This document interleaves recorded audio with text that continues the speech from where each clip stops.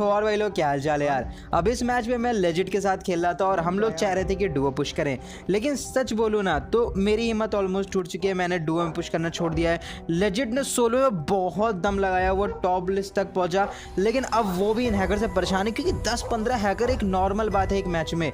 वही और भी कई दोस्त हैं मेरे जो पुश कर रहे हैं। बंदूकबाज को ले लो, वो बंदा तो बहुत ज़्यादा कमिटेड है और बहुत ज़्यादा मेहनत कर रहा है, लेकिन उसका दिल जानता है कि वो कितनी मुसीबतों के साथ पुश कर पा रहा है। अब सच बताऊं ना तो पबजी वालों के लिए एक एक स्किन बनाने का टाइम है, पैसा कमाने का कोई मौका नहीं छोड़ेंगे, लेकिन उस लीडर बोर्ड को एक बार नहीं चेक कर सकते जिसमें ये सारे हैकर टॉप पे सीना चौड़ा करके बैठे हैं।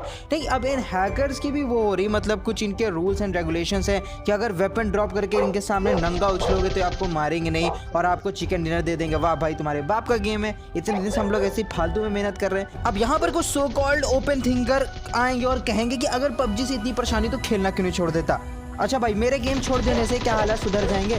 क्या वो लिस्ट खाली हो जाएगी जिसमें हैकर भरे पड़े? और एक बात बताओ, मैं गेम छोड़ूं क्यों?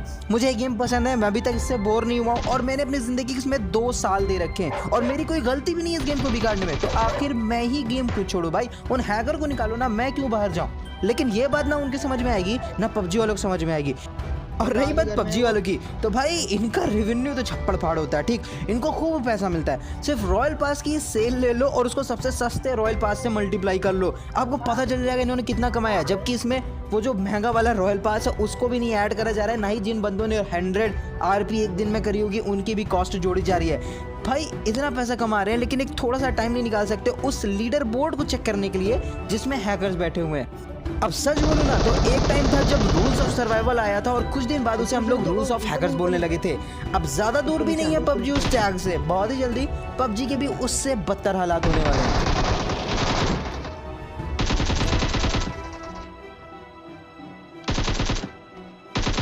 अब देखो भाई, यहाँ तक हम लोग जितना घुस घुस के मार सकते थे मार दिया, लेकिन अब जानते हो क्या होना है, खुद ही देख लो। कौन डिफेंड करेगा भाई, बताओ कौन डिफेंड करेगा इससे? मतलब रैंक पुश तो छोड़ो यार, एक नॉर्मल मैच भी आप नहीं खेल सकते हो इस गेम में।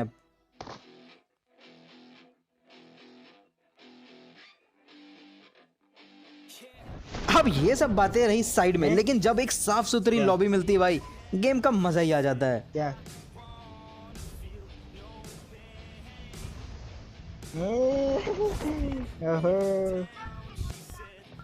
भाई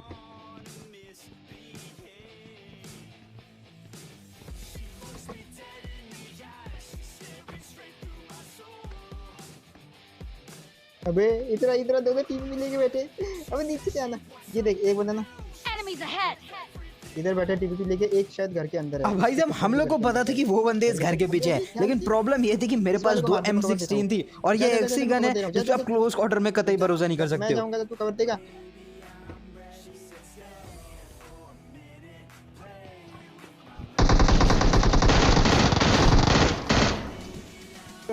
जो क्या स्प्रे था तेरा। अब भाई जैसे तैसे यहाँ पर लेजिट को तो बचा लिया, लेकिन यहाँ पर फिर से एक फुटस्टेप आने लगे और हम लोग समझ गए कि आसपास एक बंदा तो जरूर है।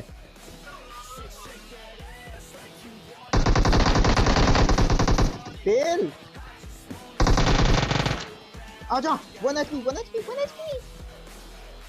ओ भाई गजब। अब भाई हम लोग तो गेम स्टार्ट करते हैं तो काम एक ही रहता है, गाड़ी लो और पूरे मैप पे डराओ, और वही हम लोग दौड़ा रहे थे और यहाँ अपार्टमेंट में हम लोग को बंदे मिल गए। रुक जा, टीपी ले रहा है। जा एक काम कर, पीछे से नेट पे एक अंदर आएगा, मैं मार दूंगा। पीछे से नेट पे एक बाहर से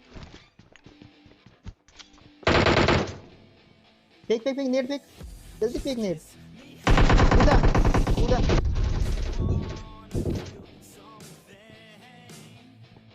कूदा बाहर जाना जब मैं बोलूं।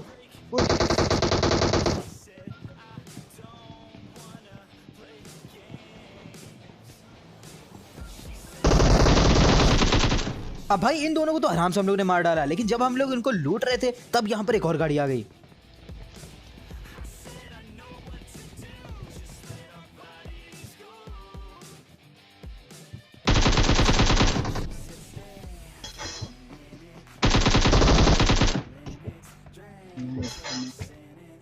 भाई इन लोगों को तो आराम से फिनिश कर दिया, लेकिन उसके बाद हम लोग गाड़ी लेके निकले ही थे कि यहाँ ऊपर पहाड़ी से फायरिंग होने लगी। ऊपर ऊपर से फायर होगा। ज्यादा ऊपर मत जाना, ज्यादा ऊपर मत जाना। नीड कर रहा हूँ, नीड कर रहा हूँ, नीड कर रहा हूँ। वेट वेट वेट, वेट करो गाड़ी।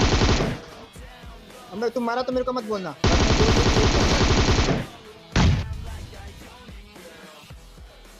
अब इन दोनों को मारने के बाद हम लोग गाड़ी लेके निकले और सामने की तरफ भी फायर हुआ, तो हम लोग को पता चल गया बंदे कहाँ हैं भाई। यहाँ कोई ईएसपी नहीं है, लोग खुद फायर कर रहे हैं। लो जी, हो गया 1 मिनट।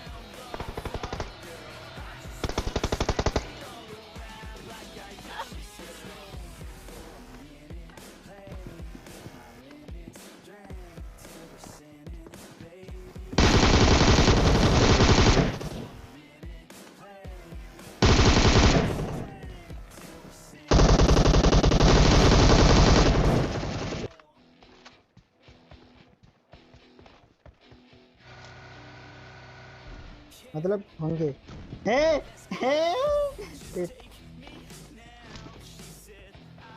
पीछे से भी आ गई, घर के अंदर आ।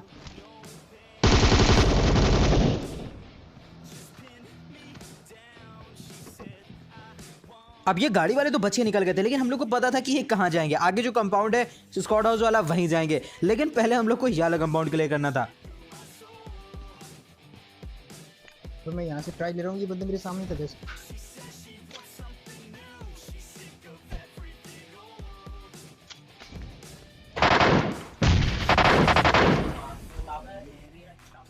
अब यहाँ पर मेरे को कूदने की आवाज आई थी, बट बंदा मेरे को दिखा नहीं,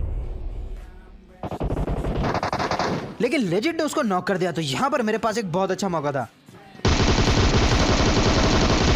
और ये दोनों भी यहीं पर निपट गए। अब हम लोग को पता था कि बाकी बंदे कहाँ मिलेंगे, तो हम लोग वहीं गए।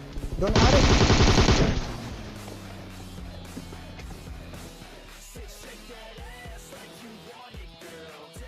और बीच में बैठे हैं।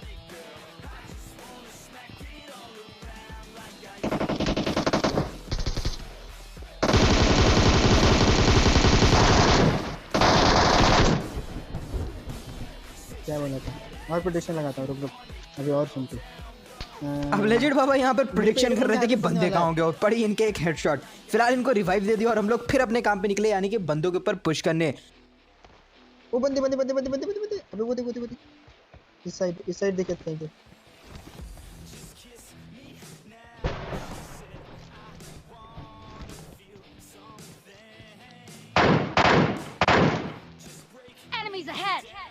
पत्थर पत्थर पे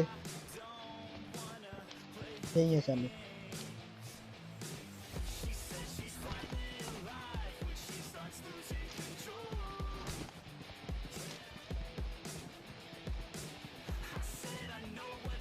दोनों एक साथ जाएं।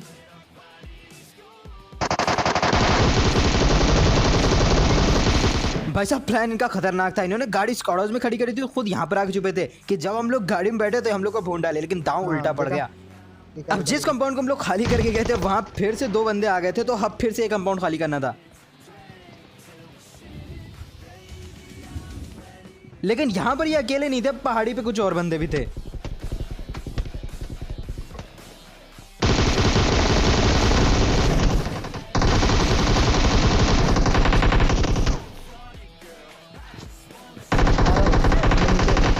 ओ भाई साहब, यहाँ मैं कैसे बचाऊं मैं ही जानता हूँ। मैं पूरी तरीके से श्योर था कि यहाँ पर मेरा मैच फिनिश हो गया। अब जो भी हम लोग को पता था पहाड़ी पे बंदे हैं, तो फोकस अब उनके ऊपर था।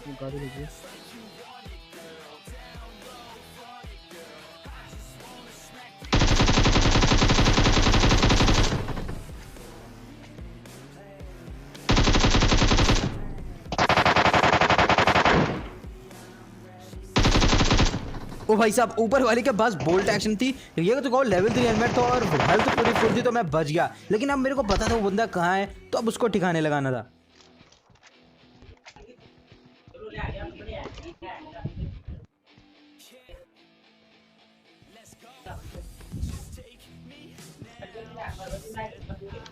और कवर देगा, मैं तो आगे रिच तक पहुंचूंगा। अगर तू पीछे आजा, हम जोन के अंदर हैं। कौन गया है?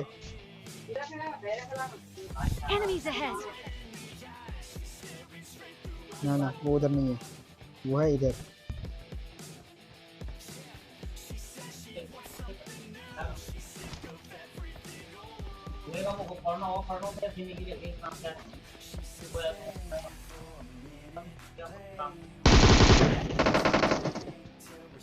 भाई साहब ये जो चीटर्स है ना, अगर ये गेम को बर्बाद करना छोड़ दें तो हर चिकन डिनर कतई इजी चिकन डिनर होगा।